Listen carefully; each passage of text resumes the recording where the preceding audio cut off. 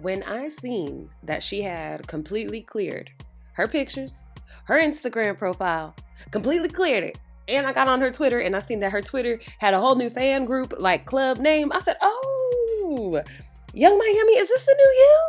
Is this the new Young Miami career? Is this what we all have been waiting to see since she broke up with Diddy? Because I believe like she was like, you know what? We can't be in us anymore.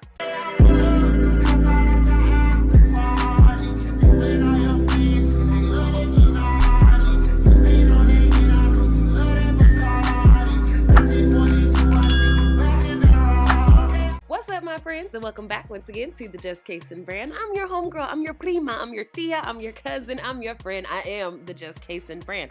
Now, if it's your first time here, what I always like to say is, you ain't got to subscribe right now. You go ahead, you watch some of my other videos, you see if I'm your cup of tea, and if I am, go ahead and subscribe to the channel. What are you waiting on? Now, if you are already subscribed to the channel, today what we about to talk about is Young Miami. Young Miami in her new career. I don't know if she gonna want to go by Young Miami or Carisha, but both of those personalities are doing the damn thing right now. And y'all know I do not like DJ Akademiks for nothing in my soul. So to see her have that diss record that she was, going off about him in the last video I posted of her, and then to see her now releasing even more new music, or hinting that she's gonna release new music, I'm low-key a little excited. So I decided to just browse around on Twitter and on Instagram, and I'm like, what's going on with her now? Because since she already made that $1 million off that game on CarishaPlease.com, she made $1 million off of a game, $1 million off of a card game that, she obviously came up with based off of her podcast, which it ain't been a new podcast episode on Carisha Please in about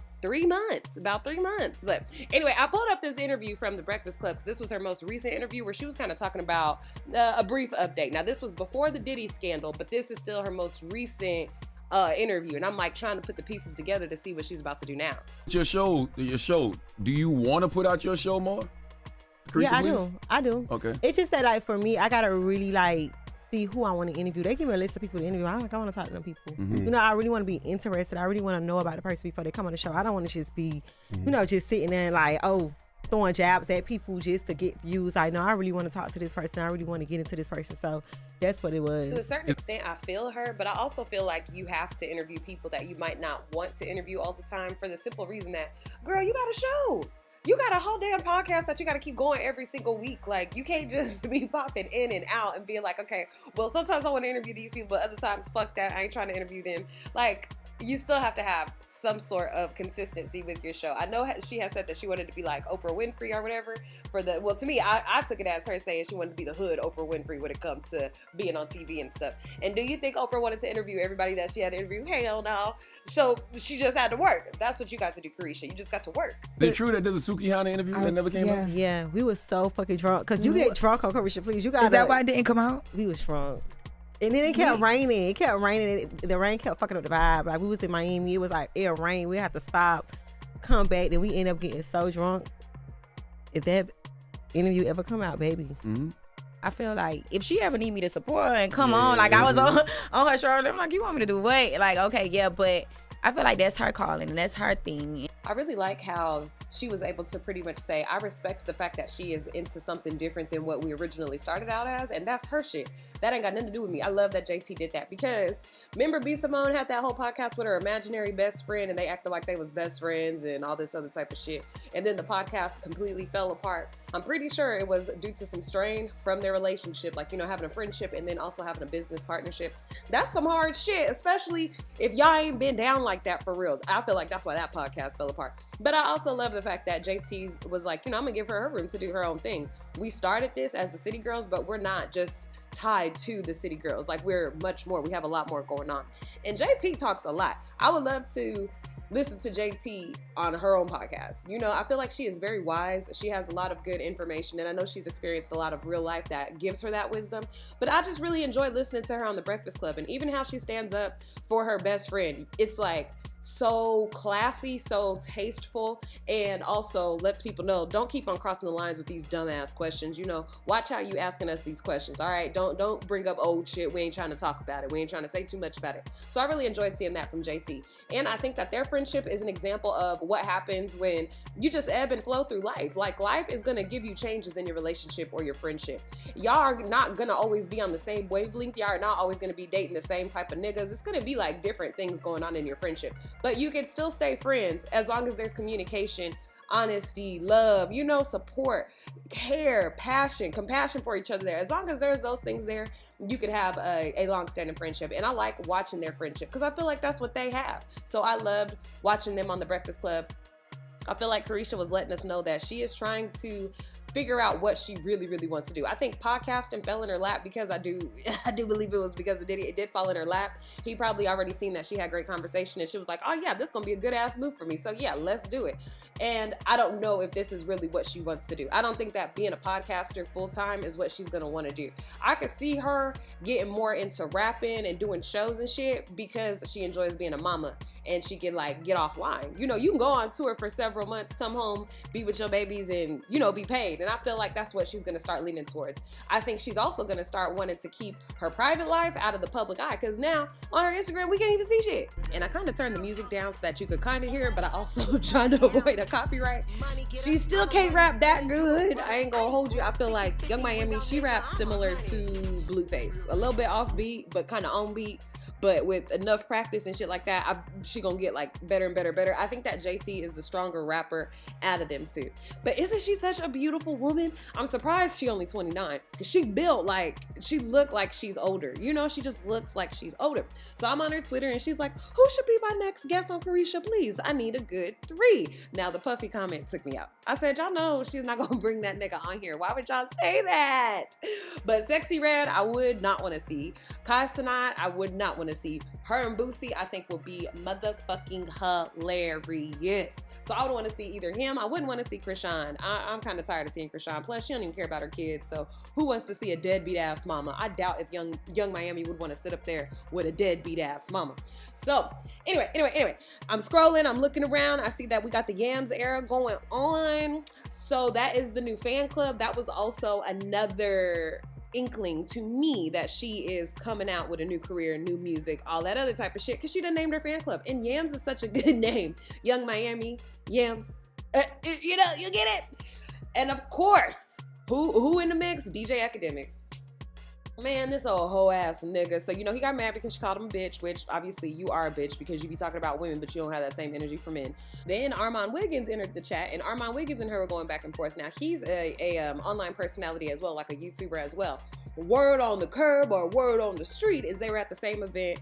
He reserved a section for him and his homeboys, but the city girls didn't have nowhere to sit, so he gave them chairs to sit in. That's what he's trying to say happened. But from what Young Miami and everybody else is saying, it looks like she just didn't want to be around the YouTubers who usually are the gossipers like me and talk about, you know, what the rappers like her be doing online on these platforms like YouTube.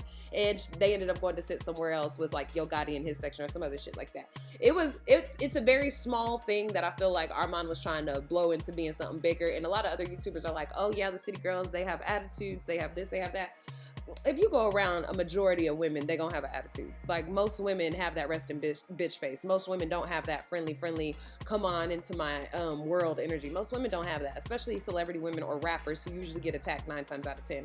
I would not expect them to be all buddy with me. I wouldn't expect that. Plus, these are Florida girls. Stop acting like these girls went to some sort of celebrity school and this is how you interact with fans, this is how you do this, no, they got hot on the internet. Then they ended up making their money and coming out, doing tours, doing shows, and that was that. Like, they never had to go through that type of training school that celebrities of the old had to. These are city girls. I don't want to say what do you expect in a bad way, but at the same time, YouTubers or people who aren't in their same arena or in their same like celebrity world, I'm not surprised that they don't want to be around them, because I just feel like that just shouldn't be a surprise, nor should that offend anybody. So I thought it was weird that her and Armand were going back and forth. DJ Akademiks, he liked to attack women like crazy. So when her and Armand started going back and forth, DJ Akademiks was like, oh, don't let her talk that shit to you, bro. She broke, she fell off. And that's when she was like, oh, am I broke? Well, then how'd I make $1 million in 15 days from this game? And posted a receipt of it, like in her account, like total sales or total transactions or whatever. So it was very clear, bitch, I'm over here making money. Why you on the internet talking about me? That's what she's like, what the fuck are you so obsessed with me for? And Armand, he started to pipe down. He started to pipe down. You know, he started to be quiet. He started to realize, okay, well, yeah, I ain't got a dog in this fight. Ain't no reason to be going back and forth with her. Nah, ain't no reason, nigga. Nah. Lay low. He back up, right? However, she ain't done with academics. She's like, I forgot. YouTube, Spotify, Twitch. Did y'all know that this nigga is a pedo? Did y'all know that he's a perv? Did y'all know that? Okay, I'm just making sure that y'all know he was attracted to young women, and then he's also friends with young women. You said, I don't know if you done seen it, girl, but he has a live up right now from his Twitch stream where he's crying about his homeboy telling him that he has some sort of a weird attraction fetish with taking pictures of young girls, groping on them and stuff like that in Walmart. And DJ Akademiks is saying this shit online, and I'm like, what the fuck?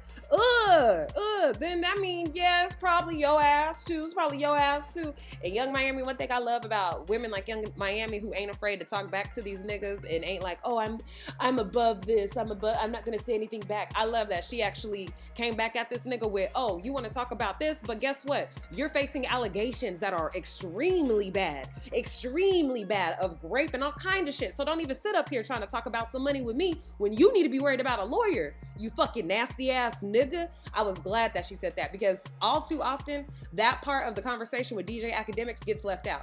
Yeah, he attacks women. Yeah, he does this. Yeah, but at the end of the day, that nigga messing with younger girls. That nigga is doing something that ain't right. This whole thing going on with him and this woman and him being like, oh, the cops couldn't prove it. My mom was there. All that type of shit. Something ain't right. Nope, something ain't right. I knew there was something wrong with that nigga DJ Akademiks when he was so buddy all up Tekashi or Tashaki's whatever 6ix9ine's ass. When he was all up his ass, I said, oh yeah, you ain't shit. You ain't shit. And when him and Blueface had that back and forth years ago, that was a funny incident. He ain't never say shit about that again. But anyway, so I am here for Young Miami's new career. I'm here for her new look. I'm here for her detaching herself away from Diddy. And honestly, quiet as it's kept, her and Diddy was only together for a year. They wasn't even together that long for a lot of people to keep on tying them together. The only mistake I think she made was tying her brand into his brand. Now, I don't think she should have did that. I think she should have just had fun with the nigga, you feel me? But not tie the brand in and be so, I don't know, so head over heels in love with a nigga who wasn't acting the same way towards you. But we all live and we learn. You know, she's only 29. I know in my early 20s, girl, I was dumb as hell. Dumb as hell. I got stories on how dumb I was. So I feel it. But tell me what you think in the comments. What do you think about her new career? What do you think about this new look that she's going for? What do you think about all of this newness that's coming in with Young Miami? And no longer the City Girls, but Young Miami, and then there's JT. And I might do some research on JT too, because I'm falling in love with her. I am enjoying her. Let me know what you think in the comments. Make sure you like the video. Subscribe to the channel if you have not already. And make sure you're following me everywhere at the Just Case and Brand. I'll see you in the next video. Bye-bye.